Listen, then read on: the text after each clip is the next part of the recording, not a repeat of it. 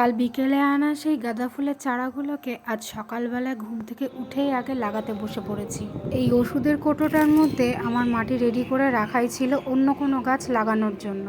সেই কৌটোটার মধ্যেই এখন আমি এই গাঁদা ফুলের চারাগুলোকে লাগিয়ে দিচ্ছি। এখন যে চারাগুলোকে আমি বসাচ্ছি এগুলো ঠিক 1 মাস পরে আমি ভরপুর ফুল পাবো।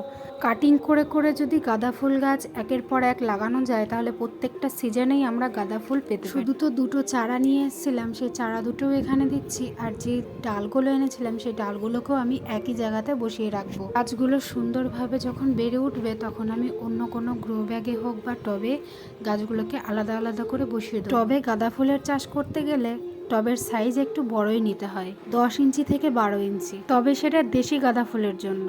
অন্য যে হাইব্রিড গাছগুলো রয়েছে সেগুলোর জন্য 6 ইঞ্চি থেকে 8 ইঞ্চি সাইজের টব নিলেও কোনো প্রবলেম হয় না, কারণ দেশি গাঁদা সবসময় একটু শিকড় ছড়াতেই পছন্দ করে। যত শিকড় ছড়াবে তত গাছটা ঝাঁকড়া হবে আর ততই বেশি ফুল আমরা এই গাছের থেকে পাবো।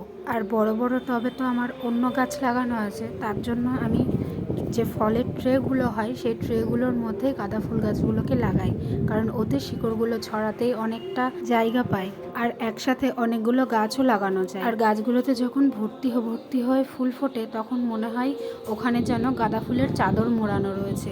দেখো, কথা বলতে বলতে আমার গাছগুলো লাগানোও কমপ্লিট হয়ে গেল। এবার ভরপুর মাত্রায় জল দিয়ে দেবো, কারণ আমি যে মাটিতে গাছগুলোকে লাগিয়েছি সেটা পুরোপুরি শুকনো ছিল। আজকের ওয়েদারটা কেমন যেন মেঘলা মেঘলা টাইপের।